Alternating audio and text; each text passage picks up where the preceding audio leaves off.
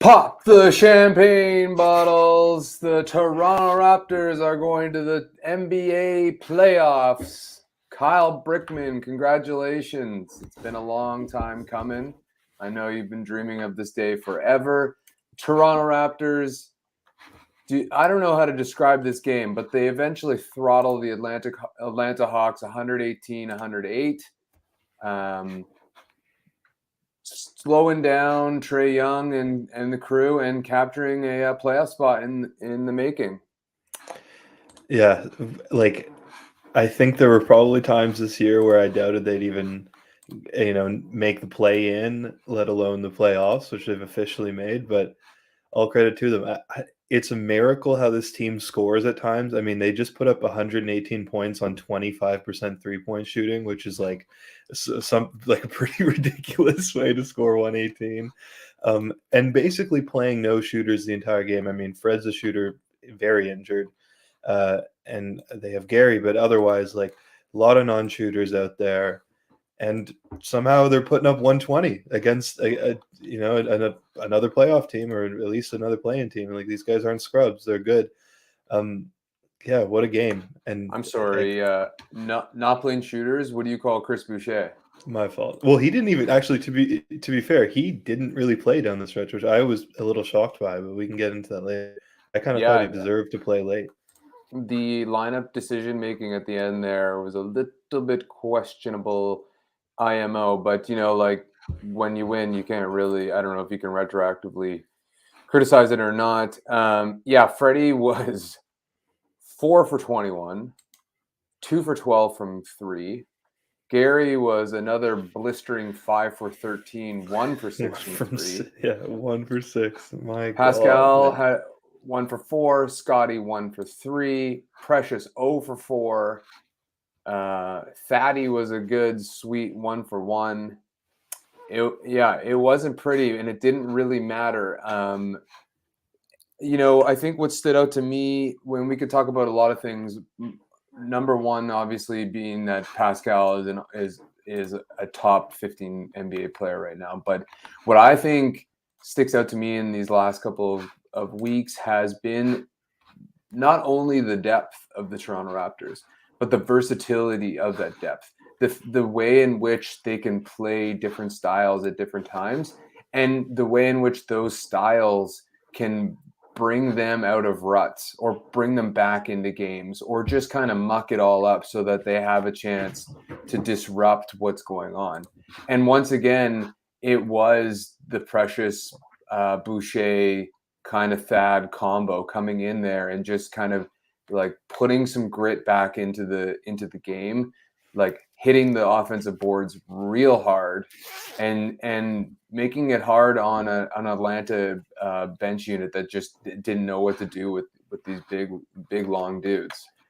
Yeah, Atlanta has a lot of little skilled guys, guards and stuff, and it's kind of simple. Like, they just can't hang with four. Atlanta likes to play 2 or 3 guards, and they can't hang with 4 forwards. That Toronto likes to play. We're at the point where almost every lineup from Toronto has 3 or 4 forwards, which is pretty ridiculous.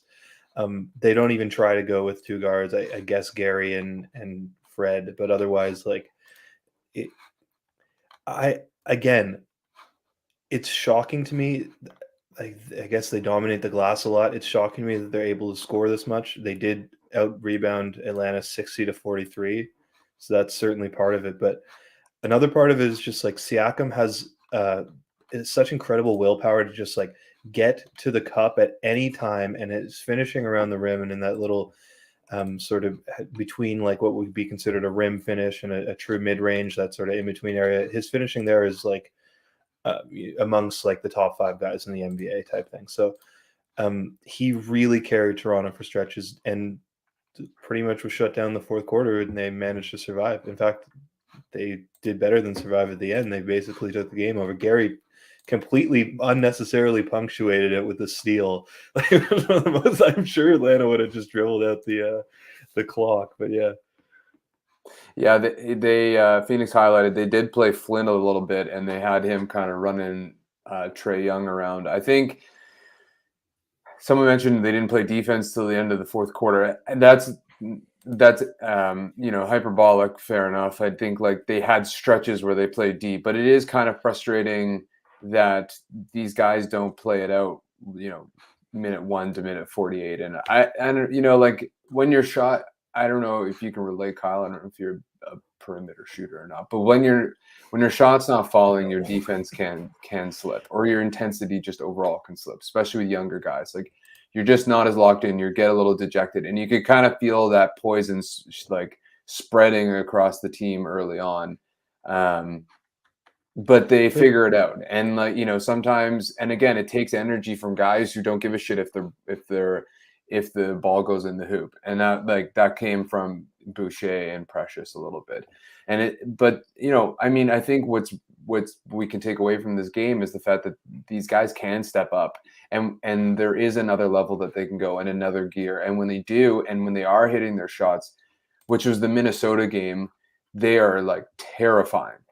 Absolutely terrifying. And the fact that Pascal, offensively at least, has carried this team in multiple wins now on his back can be taken one of two ways. On the one hand, it can be like where else are we going to get our points from? On the other hand, it's like we're just waiting to blossom. We're waiting to have a bunch of guys go off all at once and just all of a sudden, ambush teams essentially. Yeah, I did want to say about the defense. I think people tend to, in general, make basketball or sports really about like into. They try to boil everything down into effort. Like, oh, the Raptors, well, they just weren't trying hard enough at first. They weren't locked in. But this is like a boxing match, guys. Like strategies evolve, things change. I thought that, yeah, okay, whatever. They weren't as locked in as they possibly could have been at the beginning of the game, but they figured out a lot of the trapping stuff with Trae Young in that third and fourth quarter that they just didn't have earlier in the game. Like they completely blitzed Trae Young and were able to sew up the back end of the defense really, really well. And that just wasn't happening in the first quarter, whether that be a personnel thing, whether that be because they're more locked in. But I do think that they did sort of become more aggressive on Trae.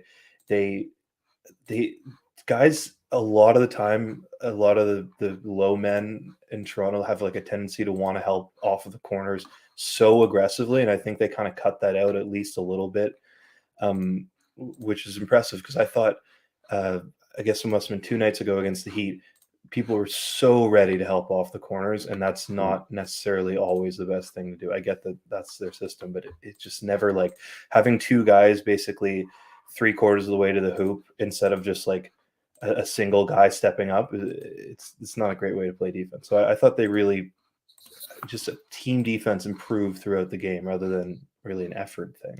Yeah, and having Birch in those lines where they are helping up the corner is a challenge. He just doesn't really have the lateral or vertical or like horizontal lateral. He doesn't have quickness, period, or the speed. So like that's not his strength, and I think he struggles there.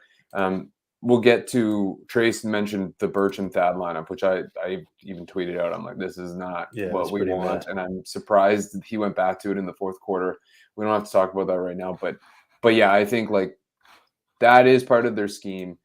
It does work when they are, and that's kind of why we criticize their defensive effort, right? First of all, the first quarter had a bunch of like stupid lapses. It wasn't even about like adapting to the defense. It was just like not getting back in transition. Same thing happened in the fourth quarter when Atlanta went on that little run, just like dumb errors or like mistakes. But then they, a couple of them happened back to back, and you're kind of wondering, like, are you just not locked in? What's going on?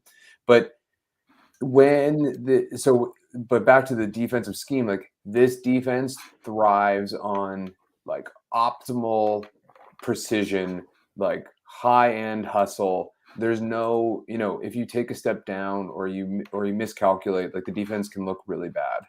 And so that's kind of why I think they get a lot of criticism when they do, is because if not all 5 guys are moving and hustling at the speed they need to, it can be trouble. And but then when it's not, like in the fourth quarter, they just completely smother an offense, and all of a sudden Atlanta can't get anything going. So yeah, I think another element of that is that when the Atlanta offense is so pick and roll based, and they're just like basically exploiting what worked within the previous possession over and over again, it can look like, oh, the Raptors they're not trying, like they're completely lost. But it's like this is a team maybe more than anyone else in the NBA, with the exception of like a Chris Paul team or a Luka team, where it's like they're just going to come and beat you the same way over and over again until you're willing to stop that. And the Raptors adjusted. I think that Nurse in general deserves a lot of credit for this season. And I think he deserves a lot of credit for this game, despite the lineup decisions. But like there were moments, I thought there was a really nice timeout that he took early in the third quarter where I think it was either Scottie or someone was basically missed a rotation completely. And you could tell he kind of gets into these guys in timeouts. He's getting to like a little bit of like a Popovich ish level in terms of like getting into, you're like really scolding guys on the sideline, which is nice. And I don't think that he really had that in him early in his career, because you got to earn that respect. But I kind of like this version of Nick Nurse. Like I like that he can yell in someone's face a little bit and like get a little bit angry at guys. I think that players need that. Who do you yell at? I missed it. I'm not sure if he necessarily yelled. Like it seemed like Scottie missed the rotation. He yelled across the court. I don't know if it's necessarily yelled. Nurse does like a extreme exasperation, like a total like like a collapse, like you can feel his soul dying within him, and he like tumbles to the ground almost. That's sort of, maybe that's what I was expressing more than a yell. He also he also like he looks like the kind of guy who is just like bored with his prey, you know. It's just like like I get that they're kind of testing.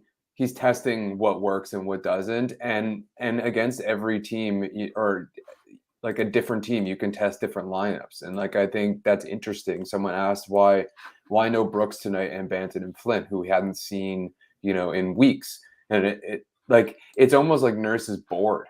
He's just like or he's just totally like getting some, you know, like just random experimentation and getting dumb luck with some of it or not. I don't know what's going on. And you're right, like let's not try and figure Nurse out, but there is zero predictability with this guy as a coach. It's hysterical. And you can look at the numbers and you can be like I was looking at one lineup that's, you know, I think it's Thad, Boucher, Siakam, OG, somebody else. They're like plus 92 in 14 positions. Never plays it again. You don't see it in, like, you know, like it's just, there doesn't even seem to be analytics behind it. It's hysterical. Yeah, that is a classic Nurse. I do think that we'll look back at some point at this, because I'm sure he's going to figure out at some point what he really likes and define himself. He's only in year 4, so he'll figure it out at some point. I do think that we're going to look back. I imagine he'll have like a 20+ year career. We're going to look back at these early years and be like, man, what was he doing? Like he was playing these 5 forward lineups. No one could shoot. You know, like everyone was crashing the offensive glass. Like, yeah. So, go ahead. You know, go ahead with the Oren tweet, or I will. Like, no, I was just going to say about Nurse. I think there's like in 20 years, there's going to be a 30 for 30, and it's going to be like Nurse was on acid for like the majority of the regular season games, and he was just like visualizing lineups on the floor and going with it. Like, you know, there'd be some great revelation about that. I mean, and I think, I guess the reason we're spending so much time on Nurse now is because this is I think to me, with the Raptors clinching the playoffs tonight, I know he won a championship, so it's hard to say like the greatest achievement of his career, because it's not. But this is a greater achievement than what he did post, like, you know, in the bubble season. This is a greater achievement than obviously last year wasn't much of an achievement at all. I think this is the greatest achievement of his career, like not including the championship. Getting this team that has been injured, sick, completely like inexperienced at times, completely uncohesive at times, to a certified playoff berth. Maybe it's a 5th seed, maybe it's the 6th seed. They're gonna end up with, like, you know, close to 50 wins, just under 50 wins. I mean, like that's really impressive. I think this is like one of those where like it's too late in the season. Saul and I were talking about this, kind of too late in the season. You got to start a coach of the year campaign super early. All of those campaigns, you got to start super early, and the PR people won't be on it. But he deserves at least a couple, like, you know, 2nd, 3rd place votes from guys, because he's had a great year. Money Williams is going to get it because he didn't get it last year when he should have, and Phoenix is having an outstanding year. I think you know what I don't know if there's there's like the off TV Oscar awards, like the ones you just don't even really hear about. Like I feel like Toronto should be getting a couple of those. Like our development system, like Nurse and Masai are obviously at the top of that, but like these guys, whoever is doing the player dev, because I think to your point, as much as Toronto's overcome adversity in so many different ways this season, which is truly like as much as other teams, but they've really just kind of like they've been so resilient. But the other thing is how much growth we've seen with basically every single player on the floor at some point in the season. It is like quite phenomenal and really speaks to how we overcame this adversity. Like if Precious doesn't play the way he's played the last 2 months, we don't get to the 6th seed. If Chris Boucher doesn't change how he's been playing and improve his his effort, his shooting, whatever you want to say, we don't get to the 6th seed, and so on and so on. Like I think that as much as the coaching itself is what should be acknowledged, and there should be an award for that, like best technical development staff. Yeah. We'll see how that goes. Yeah, it's like the equivalent of like one of those like the score for foreign film that just gets announced like during a commercial break and exactly like type thing. Congratulations to Jamal McGlure for his back to the basket development for Scottie Barnes. I was actually about to say that. So we should get into Scottie. I thought he was far and away the Raptors' second best player tonight. That might be a controversial opinion, but I think that far and away the best. Is that what we said? Second best. I mean, the best. I think I'm at the point where, like, unless Siakam is a crazy off night, there's no way I can put anyone above Siakam every single night. And that's part of the reason we changed this Taxman criteria. Was once we realized that Siakam was like easily the best player in this game. Like, we needed new Taxman criteria, but he is like so incredibly good at finishing around the rim, which is like a little ironic because he had, I think maybe his most viral moment to date is like 6 consecutive misses or whatever it was at All-Star Weekend from like 5 feet, but he's an incredible finisher around the rim.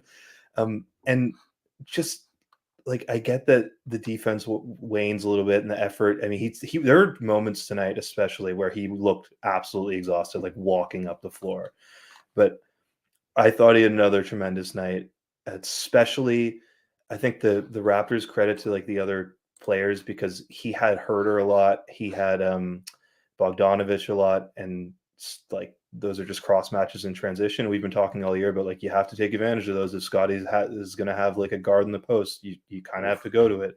And that they bottom did. seal and right. That was awesome when it happened. And poor DeLon Wright, man. I honestly, like, I was such a big DeLon Wright fan during his time in Toronto. Like, I was such a Wright believer, and he had a pretty weird night. He had that air ball miss, and then he got beat like on a leak. I don't know. Poor DeLon Wright. But in general, Scottie, I think if not tonight, maybe tomorrow night, he has a real opportunity to just basically seize the Rookie of the Year, especially with the Cavs losing. Mobley had a bad stretch when Jared Allen was out. So this is selfishly, I guess, this is Scottie's time to go seize that award. And I think that tonight is great for the campaign. I think the next couple games will be pretty integral to the campaign, but I don't know. I know how I'd vote if I had to vote. What did Perk say there, Don? Might be. Oh, the narrative is changing. If you get Perk, no, there's been on Scottie for a while. Well, and we were talking like, okay, Zach Lowe, Bill Simmons, Ryan Russillo, Perk. So it's like you have two thirds, I guess, or a half of the NBA live panel or whatever. What is, I don't know what that show is called. What the jump? They had 2/3 of the jump panel, and I guess Richard Jefferson too. So 3/4. I think that the mainstream media is picking up. I was actually thinking about this the other day. It's like, the NBA doesn't care. People in Canada are like, oh, the NBA doesn't care about the Raptors. Man, the NBA cares about personalities, and the Raptors have been really specifically trying to find guys who are even keeled and don't have these big over the top personalities, and they respect winning. Scottie is super charismatic, way more charismatic than Cade, way more charismatic than Mobley. And I actually think the mainstream media, I hate saying that phrase, although like it's that phrase has been ruined, but I'm going to stick by it. The national media, I guess we'll say, has really picked up on the Scottie train with like, his appearance on, I guess it was The Jump. He's had like just in general a lot of push for him recently. And I think part of it is because, he has a winning smile. He's a fun guy. He's charismatic. I don't entirely agree with the personality thing because Kyle Lowry is like one of the most like dynamic personalities, but you have to dig a little bit deeper. I know what you mean. It's not a different type though. Yeah. He's still laid back. Like I'm talking they're drawn to Ja Morant right now because Ja like yells and screams and dunks and like is going crazy. Yeah. Kyle doesn't have that. Never had that. Back to the DeLon Wright topic. I know that's like the most pressing, but what's interesting and like, like counterfactuals never really help, but all of these kind of like sliding door moments are interesting. And it's just like if DeLon Wright doesn't get traded or gets drafted a little bit later, like Delano Banton, it's just like you wonder what his career could have been just because of his size and length. And the Raptors hadn't fully switched into the style that Nurse and Masai wanted to run until it was too late for him. So there's always these victims in these like transitional moments in generations, and I think Wright was one of them. Poor guy. Yeah, he also just the shot never came. And I think that's another one worth noting is when we always talk about like, well, the Raptors can draft carry all these non-shooters because they'll teach them to shoot. It's like, well, they didn't teach DeLon Wright to shoot, and they had to move on from. Worked out. I mean, they got Marc Gasol. They did give him like 5 years or something too. So yeah, exactly. Scottie was 7 for 13, 14 boards, only 1 assist, no steals or blocks, and 19 points. Like it was just a sound, strong night for him. And I think you're right. Like if it kind of feels like someone's gotten into his ear about like, you can make a push now. Like we're going to help you make that push. They've made, again, like with OG out, it's just like kind of like Scottie feels like he has more room to operate. And like that whole lower baseline corner area is really like his to do with as he will. And especially like rebounding and just like posting up, and he looks freer out there when OG is not on the floor, interestingly enough. I'm at the point where if I see him in the corner, Scottie in the corner in possession, basically being a floor spacer, I get like physically, like I cringe, I get mad, I like stand up and like shout at my TV because it's such a misuse of his skill set. I know he had some corner threes last or whatever 2 nights ago, and he hit some threes tonight, but he's so incredible in the dunker spot and as a roller or even just with the ball as a ball handler. I don't ever want to see him in the corner ever again. It's so frustrating to see him in the corner. That's unfortunately the reality. They can't get him involved in every play, but I'm at that stage, and that's impressive. That's like speaks to how good he's been. Is that like I'm at the stage where if he's not directly involved in the play, I'm getting upset. Scottie, my 2 favorite plays tonight from Scottie, because like we see the rebounding and the little push shots when he's posting up, but my 2 favorite plays tonight was actually this finish. Like that was like, awesome. He changes. Normally he kind of just runs at you and like puts it up over top. This one he kind of changed his cadence ever so slightly. And similarly, he had that other like weird like hook baseline pass to Freddie that Freddie like surprise missed. Again, like he looked more like a side to side kind of guard as opposed to this like loping big who's just gonna like smother you with his big ass body. And that's the kind of stuff that's really promising, other than the shooting, is that like his ability to like move around guys and change pace and change style. That's where his growth, and that's where he's going to become like such a scary fucking player.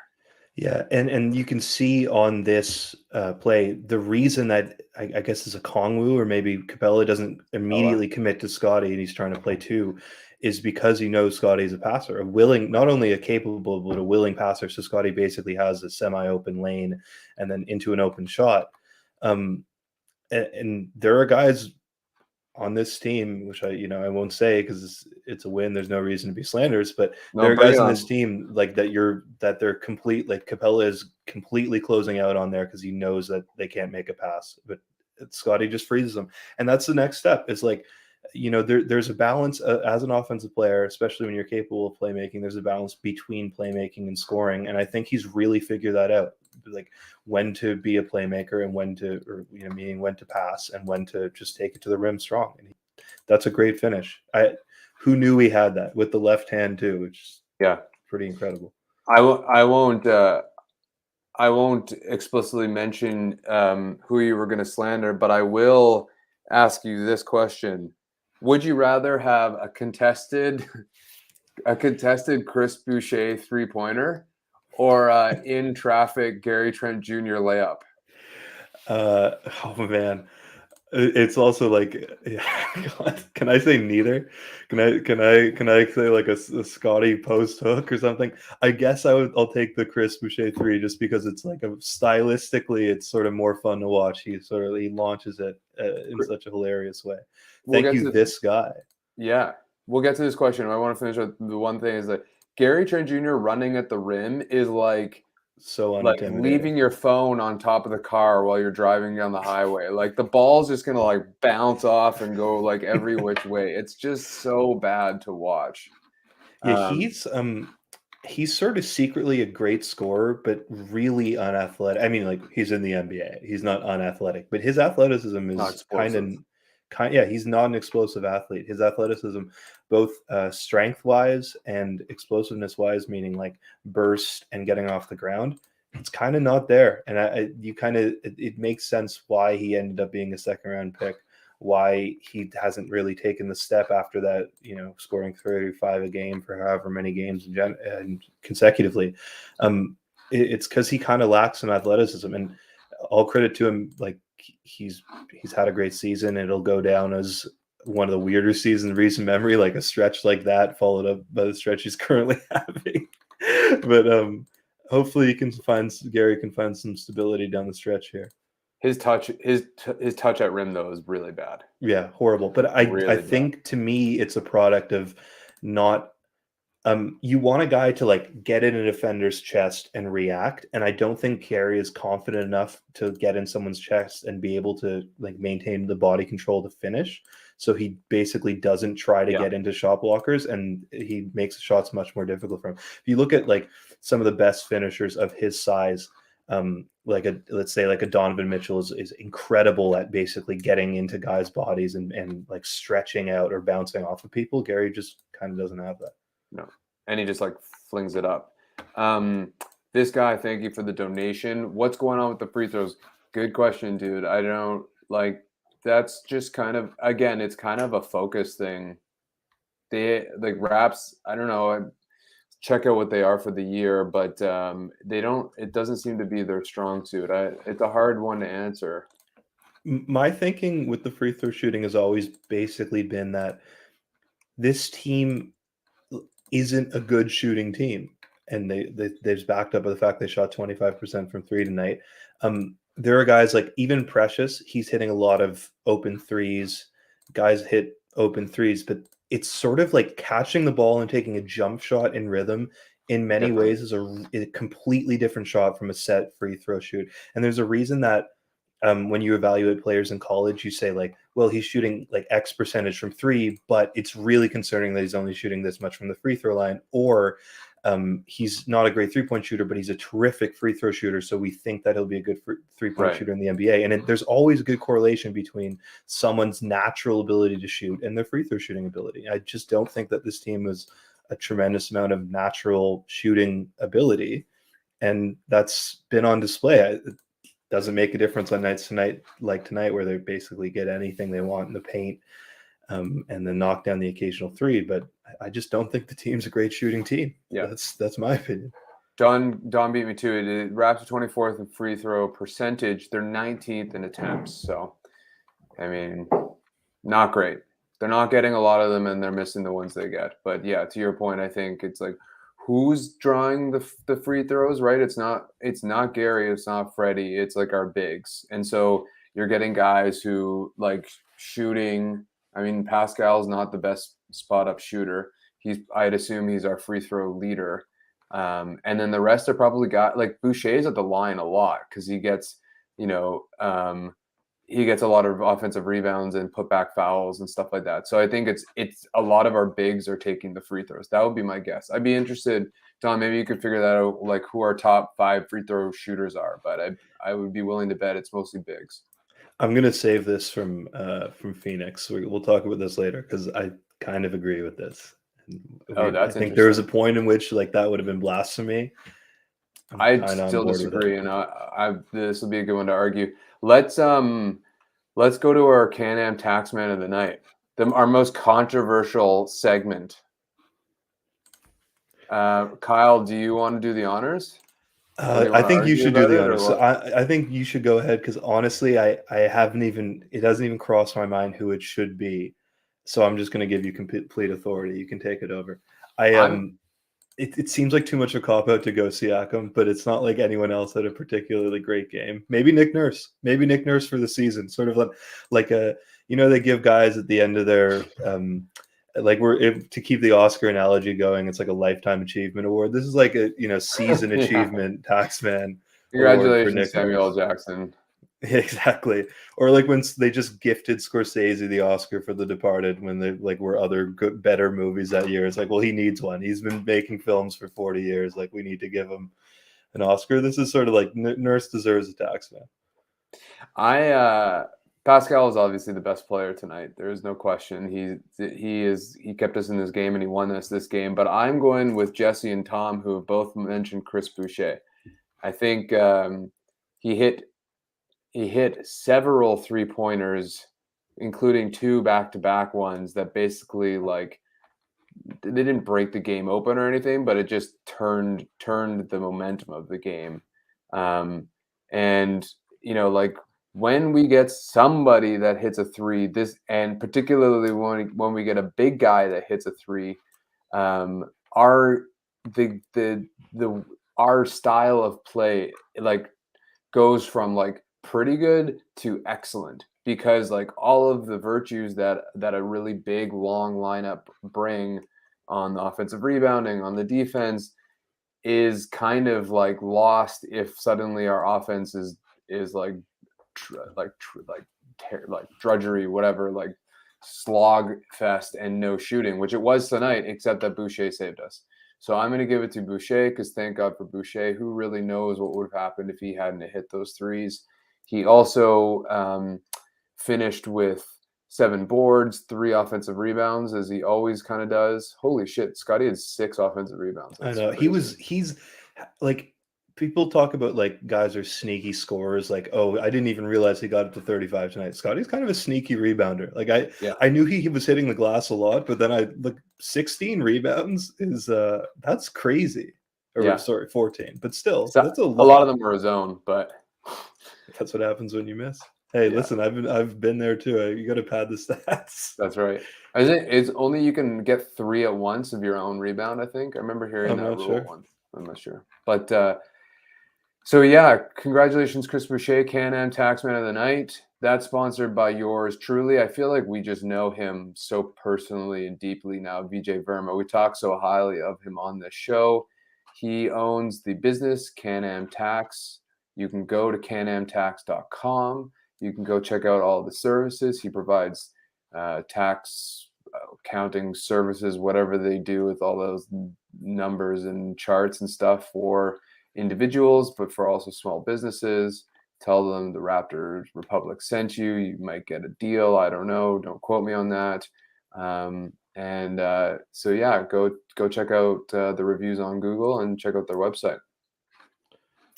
Moving along, anybody else you wanted to highlight, Kyle? I did want to mention late in the game, and we probably would have talked about this more had they lost. I didn't like the lineups. I don't think you did either. I thought Chris Boucher kind of deserved to play. He had a great game. Taxman worthy game. Didn't close the game, unfortunately. The other thing is, they have to find a way. If the Hawks are going to play Kevin Huerter and Trae Young, they got to find a way to attack those guys. I get that Siakam has to be the focal point, but it's like, why are we going at like Clint Capella and DeAndre Hunter, who are basically the two best defenders on the entire floor for the Hawks late in games, when it's like Trae Young is right there. He's not even 6 feet tall, and he weighs less than like almost every member on this podcast. He's in the NBA, weighs less than almost every member of this podcast. Like, you have to attack that guy. It just feels like you're giving teams a free pass when you let players like that not work at all on defense and just survive out there in a corner. Great teams just find a way to get switches and attack. I don't think the Raptors are at that point, unfortunately. It's really frustrating to watch. Yeah, I still can't really figure out what's going on with their lineups. I don't mind Birch starting as kind of like your standard center, but he logged too many minutes, in my opinion. Capella has zero back to the basket threat, right? Like None. Birch played 25 minutes. I don't think that like we needed that kind of a player. Like Capella's getting alley-oops over Birch probably more than Precious. I think there's a weight thing with position on rebounding and stuff like that. And Birch had some nice blocks too. I'll give him that. But I think when you do pairing him with Thad, especially, was just a tragedy on offense. You can't have both like going like that. Yeah, I think it's what Brian Tull mentioned, which is like, for whatever reason, Birch is the only guy in this entire team who can set a good screen to free people up. Like, even Achua is like, he has the body type for it. He's big, he's athletic. Skinny hips on the screens. Yeah, exactly. You got to someone has to just like sit there and like take his feet and pull his legs apart and say, like, you have to go watch Andrew Bogut clips from 2015 where he was just hammering guys off his screens, and like every screen was like a semi-moving screen. Go watch Andrew Bogut clips and start screening like Andrew Bogut. There's like Draymond Green, despite not being a very big guy at all, is actually a really effective screen setter, and he's small. I get that he's like built, but he's small. It's not like he takes up a lot of room out there. It's that he knows how to screen. So this is something that people can learn, and they might have to, because honestly, like, you can't just be forced into playing Kevin Birch because he's the only person who knows how to screen. Kyle, where were you on the Thad Young trade? I'm still kind of up in the air. I mean, I was out completely, and now okay. I'm halfway in. Where are you? Yeah, I'd say like I still don't want to see him closing, to be honest, especially when OG is back in the lineup. I do think he brings a sense of stability that maybe a younger guard wouldn't have, like the type of player I wanted wouldn't have. And who knows what he's doing in the locker room. I do think that they've probably become a better team since he's arrived, although that might not necessarily be. I mean, it's hard to separate like whether that's a Thad Young effect or that's just the time of year. But he had another good game tonight, and he's a terrific passer. It's funny. I hate saying getting on Alvin, but I'm sure you noticed 2 nights ago when he threw a pass to the corner, and Alvin was like, "Wow, the left-handed pass." It's like, well, he's left-handed. He's left-handed. He's left-handed. So it's kind of like, this is just really a pass when you think about it. But I think that there's a certain calmness he brings out there that they do need, and they like.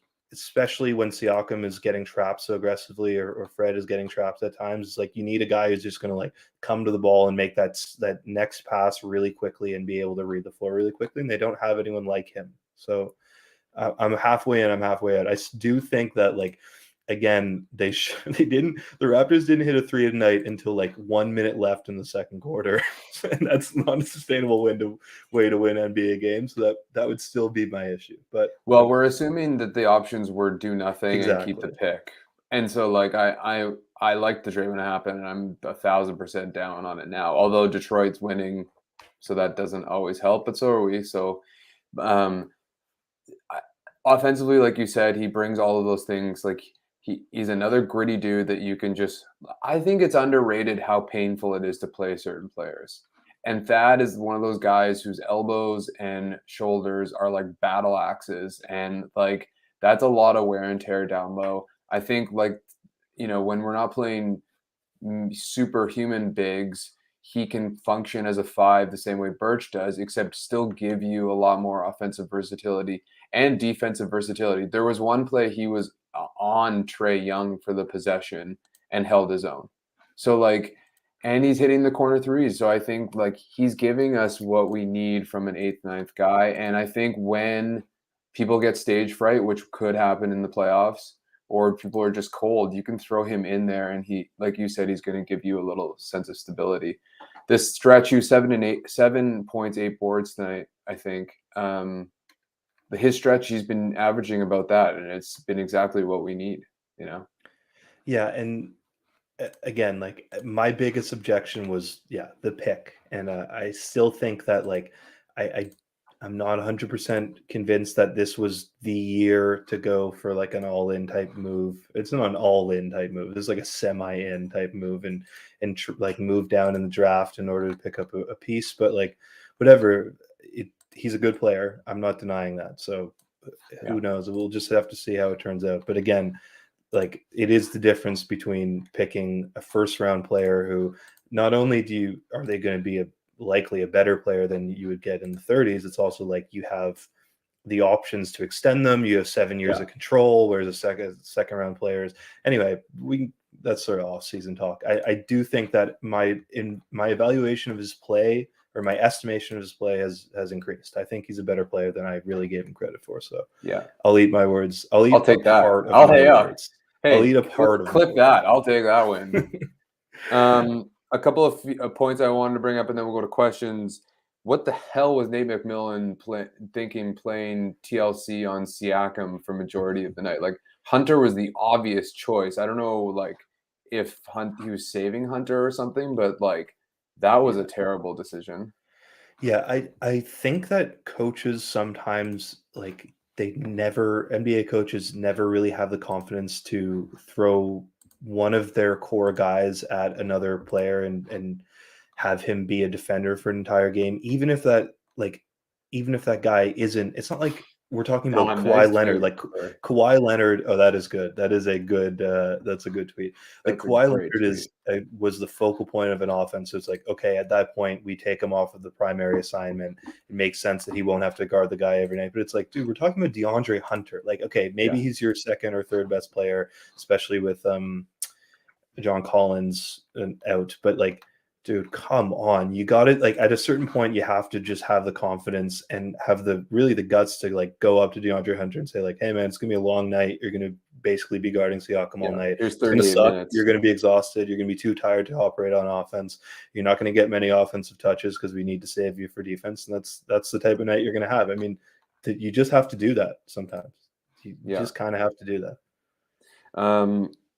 Freddie looks back. He looks a lot more springy this game and Miami. His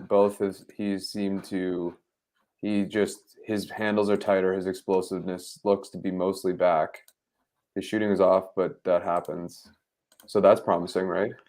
Well, I think the shooting is a product of him not being back. A lot of the shooting, as you know, is like he shot well against Miami. So well, I to me, the Miami night is the aberration rather than like the new trend, just because that was such a highly emotional night. And to be honest, if you really like, we want to do some revisionist history, like he had a great first part of the game, but he kind of trailed off towards the end of the game there. So to me, he's still not impressed. I mean, he was 4 for 21, 2 for 12 from 3. So it's like no matter how good he is in every other phase of the game, that is tough to. Oh man. Yeah, that's the starting backcourt, fellas. 3 for 34 or 9 for 34, I should say. 3 for 18 from 3. Oof, that's not looking great. So we quasi buried the lead in that the Raptors did clinch a playoff spot, but they also moved up to 5th with Chicago losing tonight. At Cleveland also lost. Also interesting, the Nets and Hawks are tied at 8th and 9th, but the Nets have the tiebreaker. They're a game and a half back of the Cavs, who are in danger of just totally plummeting here. We right now are playing the Bucks in the 4-5. No, the Sixers. Unless these standings haven't been updated, I have the Bucks at 4th. What service are you using? I'm on ESPN and I've Google. got no. I'm looking at ESPN on my computer and it's the Sixers because I think the Sixers might have just finished their game. They're tied with I guess they're tied with and they have the tie. The Bucks have the tiebreaker. They must. Yeah. Okay. So we're playing the Sixers. So interesting. Although it's going to be so tight. So like, I guess my question is, do you just surrender or hope for the 5th spot, but surrender the 6th spot and just rest all your dudes? Because it's like there's 3 teams would be within a half game of 2nd, 3rd, and 4th, so you can't really predict anything. Yeah, that would be my thinking. This is a bigger thing in football in the NFL, where like some teams will by week 16 or whatever is week 17, their 16th game. I guess there's 17 games now. Their last game of the season, they'll have like their playoff seeding completely locked in, and they'll just sit 100% of their guys. And I think it's really admirable. I think that the Raptors should do the same thing. It's like people talk about like, well, they're not going to be in the flow. They're not going to have like these. Yeah, we don't have to be mentally there. Who cares? 3 games of rest, whatever that is, it's going to end up being like nearly a week, 10 days or something a week. From today they'll start the playoffs. Man, that's absolutely incredible especially this team that's been banged up. Like OG's hurt. Fred we've had the debate before, but I still think Fred could use rest. I think Siakam, with the load he's been carrying, it's a miracle that he's been this healthy, because he's been like basically carrying the entire team. He could use a rest. I think Scottie at times looks exhausted, could use a rest. So I'm just looking down the entire roster here. Trent could use some time to get his head right. So like, who could not use a rest? I guess Kem Birch, Boucher could use some minutes. And Nurse can finally start Birch at point guard and see like what he's really got in him. You know what? I actually just thought of what the best possible outcome is. Just play Gary in the bench and hope that Gary shoots himself back into like goes for a 70. hot streak. Just give Gary the complete green light and tell him like, we need you to get going for the playoffs. So go for as many as you want. It's going to be like we're running lineups of like Gary, Champagny, Banton, David Johnson and like Chris Boucher, and those like that'll be our starting lineup. That's what I want. I want that too. I want them to all rest, and I want you to shine. Thank you, Oliver. We're going to go to questions because it's wing night at my local pub, so I've got to go do that. So we have a couple here. Viewers, please feel free to throw some out there. I also wanted to say I also won my bet. I had Raptors over 37.5 games, check mark. I had them making the playoffs, check mark. And I have Scottie winning Rookie of the Year, so that's looking hype. So Raptors paid nicely this year. Brian Tull asks, why can't we run the offense consistently through Pascal late in games?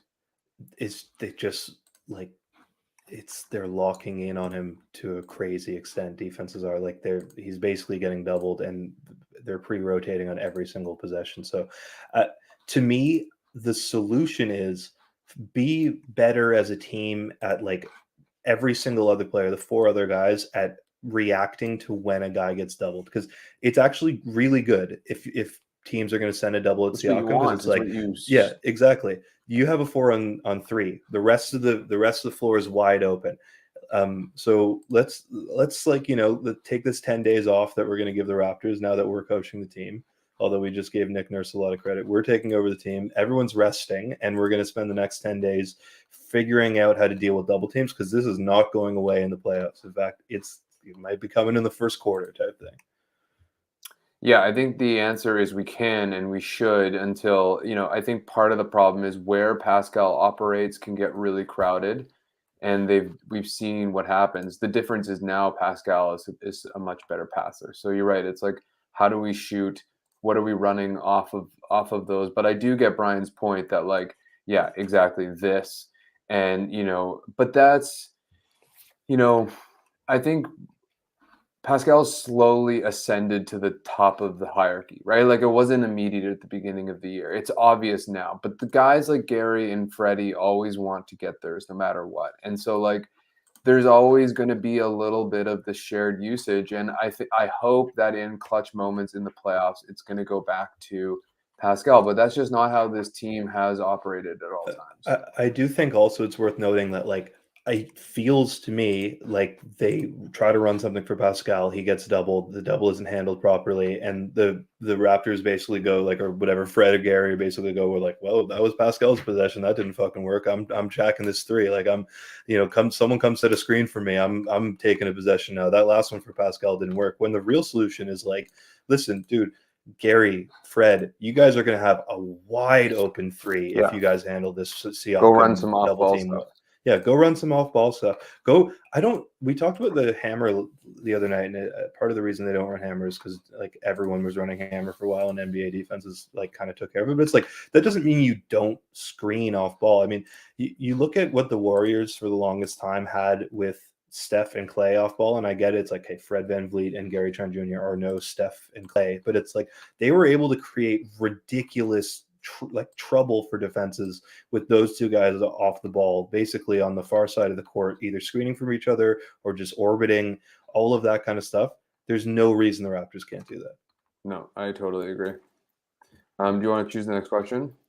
Yeah, let's do it. Let's go. This isn't necessarily a question, but I do want to say, yeah, this was a huge decision, and I think it's an inflection point in the history of this franchise that isn't talked about enough. That Casey had won like Coach of the Year, and they basically shipped him off, and they had options to hire other guys, and they hired internally. And I think, with the exception of the Kawhi trade, which is again part of this, I think this would be considered the best moment of Masai's legacy. Like, I think that is the greatest moment in Masai's career, is trusting Nick Nurse, firing Dwayne Casey when it was really difficult, and then trading to DeMar DeRozan. That summer for Masai, huge. Yeah, a big risk, a lot of props. Most annoying commercials during Raptors games. I'll always say that Sportsnet Now guy, because the service doesn't work anyway, and I really hate it. I can't. There's so many that just have destroyed my brain. I think all of the Quest Trade ones where it's like, are you a fucking idiot and you haven't invested all of your money and the world's going to end if you don't, and your children are going to drown in their own saliva if you don't? This is like, leave me alone. Jesus Christ, don't take yourself so seriously. I don't know if it's Quest Trade or Well Simple. It might be Well Simple, but it's like, like there's the couple in bed and they're like, Cheryl and Thomas bought a house, right? It's like, yeah, they switched to Quest Trade, the lower fees. It's like, dude, how much were you paying in fees? You're paying hundreds of thousands of dollars in fees. The difference between buying a house and renting is the fees you were paying on Quest Trade. Come on, dude. I think we should invest Daddy's like inheritance into a Quest Trade. It's just like, okay, great, you have a ton of money and I hate it. It's like trying to relate to like millennials who now like feel like they have responsibilities. It's like, no, not relatable. Go away. We can do a whole podcast on this. I'm gonna have to write some of this down. We should play the commercials. I could go on about them. They're mind numbing. Phoenix wanted his question answered. Our postseason offense, with us primarily hunting for mismatches. Let's say we play Boston, for example. What do we do when they don't really have a defender we can pick on or hunt? I actually don't think there is a team in the NBA that can field a lineup of 5 guys with someone you can't hunt. Boston, their best lineups contain Peyton Pritchard. He's a great defender on the perimeter. That guy can't hang with Scottie in the post. That guy can't hang with Siakam in the post. So I'd say Peyton Pritchard. Like there will always be. He's not starting. He's not closing though. Who's Boston's closing line? It would be like Horford, It's Smart, Horford, and the Jays. And Smart, Horford, Williams. The Jays, and then one of probably Derek Rob White. Will. Rob Will's out, so it'd be Derek White or Grant Williams or Tice, depending on like. Then to me, that's Horford in space. Like I guess what I'm saying is that like my answer will always be you cannot show me a lineup that contains a player, like 5 players who are completely great defensively and can't be abused. And I think that's like sort of to tie this into like a larger arc, like that's sort of what the Raptors are going for, which is like, what if we just put 5 guys out there that like you can't really abuse on switches, because that's how the offense works in the playoffs. So like, why don't we just get a collection of guys that you can't take advantage of? I think that's basically their strategy. The post will always be somewhere where Toronto can thrive, and I think if you leave Pascal in ice, the best the best defense is vaccinations. That's I think if Pascal's one-on-one, he should be able to get his own buckets. And then if he can't, Scottie, no one can really guard Scottie down low, OG down low. Like, I think there will be ways. I maybe pick and roll with one of our like bigs, like bring Horford out into the pick and roll with either Pascal or with Freddie. Like, I think there are ways that we can exploit it. I wouldn't say that we can't hunt anybody. I do think Horford's the key, though. Horford or Tice or Grant Williams, like any of those guys, we can get into some actions. I think that's where the soft spot is. But they will scramble and they will adjust the same way we do. So it's not going to be easy, but I think that's the way we go. What the fuck is this? Get this out of here. Don't you think Philly would be more desperate this year? No team is like more or less desperate in the playoffs. Everyone wants to win. There's pressure on. They're the desperatest, though. They're the desperatest, but it's not like last year they were like, well, I could take NBA championship, I could take it or leave it. It's like, yeah, last year they had desperation too. Every single person. Oh man, we're getting flooded in the chat here. You're funny. If you fall for that, you deserve. We're not responsible for you clicking on that link. Yeah, if you fall for that, you deserve whatever the hell happens to your computer, because that is one of the least convincing ones I've ever seen. I think Up in Smoke posted it and then came back, was like, "Hey guys, like I've just been gone for a second. Where is everybody?" Oh, yeah, the Norm GTJ dilemma. Oh yeah, let's finish on that.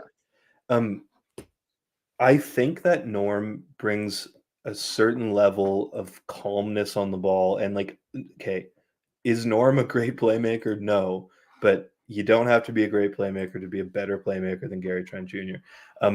He's been a more consistent player.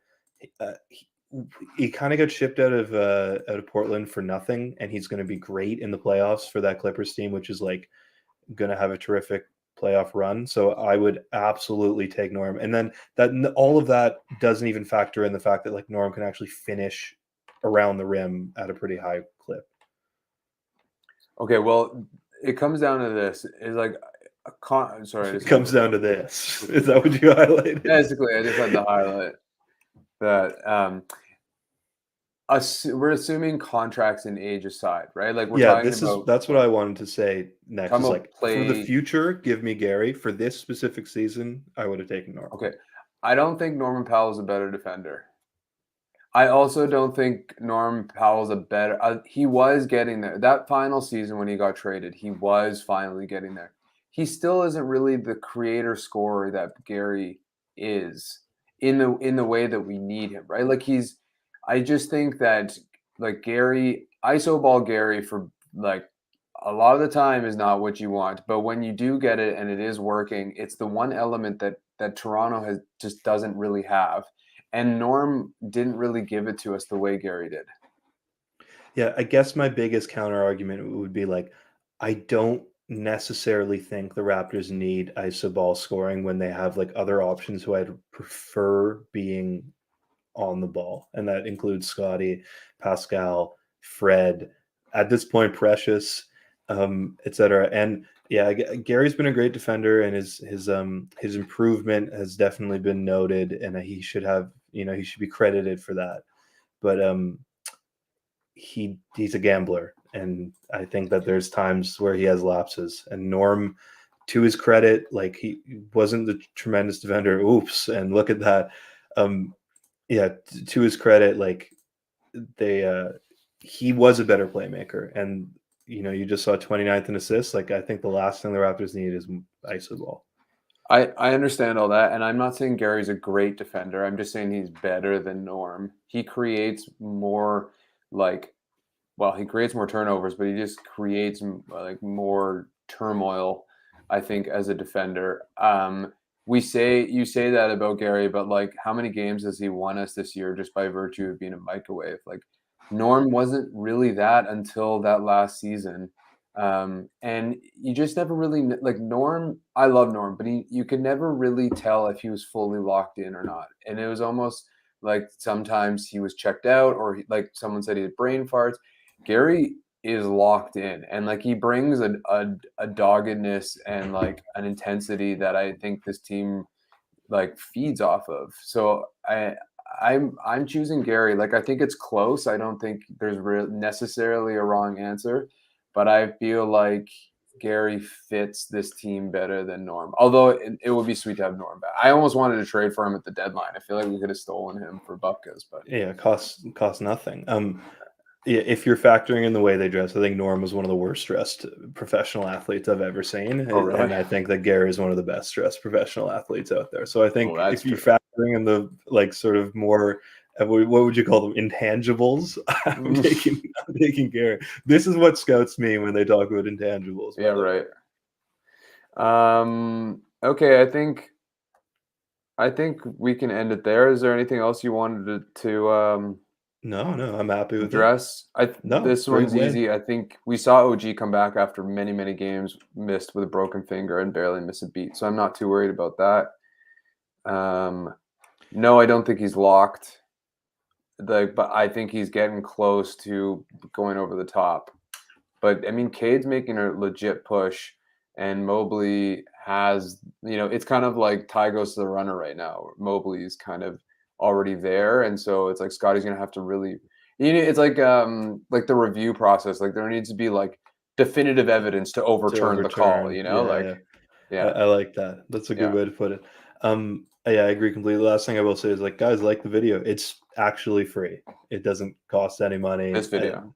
This video here costs no money to like the video. Costs no money to subscribe to the channel.